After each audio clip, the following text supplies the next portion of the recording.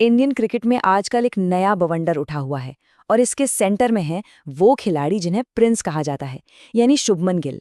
वो खुद को एक बड़ी ही अजीब सिचुएशन में पा रहे हैं, जहां एक तरफ तारीफों के पुल हैं तो दूसरी तरफ तलवारें खिंची हुई हैं। देखिए, यही तो सबसे बड़ा सवाल है। एक तरफ बीसीसीआई उन्हें साल के बेस्ट क्रिकेटर का अवार्ड देता है और दूसरी ही तरफ टीम में उनकी जगह को लेकर इतनी बड़ी बहस छिड़ जाती है। आखिर ये हो क्या रहा है? चलिए इस पूरी कहानी को ना परत दर परत समझते हैं। तो ये जो पूरा विवाद है, इसकी शुरुआत क्रिकेट के मैदान से नहीं हुई। नहीं, इसकी शुरुआत हुई एक अवार्ड फंक्शन के चमचमाते स्टेज से। एक ऐसी गलती जिसने सोशल मीडिया पर बुक को बिल्कुल आग लगा दी। माहौल एकदम शानदार था। बीसीसीआई ने एक प्रोग्राम रखा था उन खिलाड़ियों को सम्मानित करने के लिए जिन्होंने पिछले 1 साल में देश का नाम रोशन किया। हर तरफ जश्न का माहौल था, लेकिन किसी को क्या पता था कि यहीं से एक बहुत बड़ा विवाद पैदा होने वाला है। और फिर आया वो मोमेंट। जैसे ही शुभमन गिल स्टेज पर आए, पीछे बड़ी स्क्रीन पर ये ग्राफिक दिखा। बस इस एक लाइन ने फौरन कंफ्यूजन और गुस्सा पैदा कर दिया, खास तौर पर रोहित शर्मा के फैंस के बीच। अब ये गड़बड़ी थी क्या, इसे समझिए। असल में 2025 चैंपियंस ट्रॉफी के विनिंग कैप्टन रोहित शर्मा थे। गिल उस वक्त टीम के वाइस कैप्टन थे और रोहित की गैर मौजूदगी में वो ट्रॉफी लेने स्टेज पर गए थे। लेकिन ब्रॉडकास्टर्स ने उनके नाम के आगे विनिंग कैप्टन लिख दिया और बस यहीं से सारा हंगामा शुरू हो गया। इस एक गलती ने सोशल मीडिया पर रोहित वर्सेस गिल की एक नई जंग ही छेड़ दी। फैंस ने इल्जाम लगाया कि ये तो दिन दहाड़े रोहित शर्मा की मेहनत का क्रेडिट चुराया जा रहा है। लोगों का गुस्सा बीसीसीआई पर भी निकला और कुछ तो शर्म करो जैसे हैशटैग ट्रेंड करने लगे। अब देखिए, कहानी एक ब्रॉडकास्टिंग की गलती से कहीं आगे बढ़ जाती है।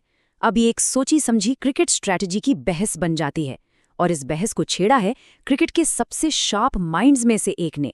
चलिए देखते हैं ये कैसे हुआ। जी हाँ, रविचंद्रन अश्विन। उन्होंने अपने YouTube चैनल पर आकर गिल के आसपास चल रही इस बहस को एक बिल्कुल नया एंगल दे दिया। उन्होंने 2027 वर्ल्ड कप के लिए एक ऐसी टीम चुनी जिसने सबको सच में हैरान कर दिया। अश्विन के जो सिलेक्शन थे वो वाकई में चौंकाने वाले थे। मतलब विराट कोहली से ओपनिंग, श्रेयस अय्यर को कैप्टनसी, लेकिन सबसे बड़ा शॉक था शुभमन गिल का प्लेइंग 11 से ही बाहर हो जाना। अब अश्विन के इस बड़े फैसले के पीछे एक सॉलिड लॉजिक भी है। उनका मानना है कि 2027 का वर्ल्ड कप साउथ अफ्रीका में होना है और वहां की पिचों पर गेंद खूब स्विंग भी होगी और बाउंस भी करेगी। तो ऐसी मुश्किल कंडीशंस में रोहित शर्मा और विराट कोहली जैसे अनुभवी ओपनर्स की जरूरत पड़ेगी। देखिए ये कितना इंटरेस्टिंग है। सिर्फ एक फैसला कि विराट ओपनिंग करेंगे और पूरी टीम का स्ट्रक्चर ही बदल जाता है। इससे होता यह है कि मिडिल ऑर्डर में जगह खाली हो जाती है, जहां ऋतुराज गायकवाड़ जैसे प्लेयर को नंबर 3 पर मौका मिल सकता है और संजू सैमसन जैसे फिनिशर के लिए भी टीम में जगह बन जाती है।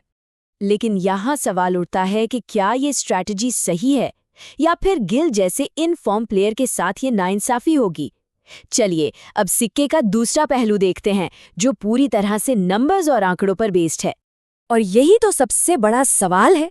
जब कोई प्लेयर लगातार इतना बेहतरीन परफॉर्म कर रहा हो, तो क्या उसे फ्यूचर प्लान से बाहर रखना टीम के लिए सही फैसला है? शुभमन गिल के आंकड़े तो कुछ और ही कहानी कह रहे हैं। जरा इन नंबर्स पर गौर कीजिए। पिछले 1 साल में टेस्ट क्रिकेट में गिल का बैटिंग एवरेज रहा है 75 का। जी हाँ, 75। ये किसी भी प्लेयर के लिए एक कमाल का, एक असाधारण प्रदर्शन है।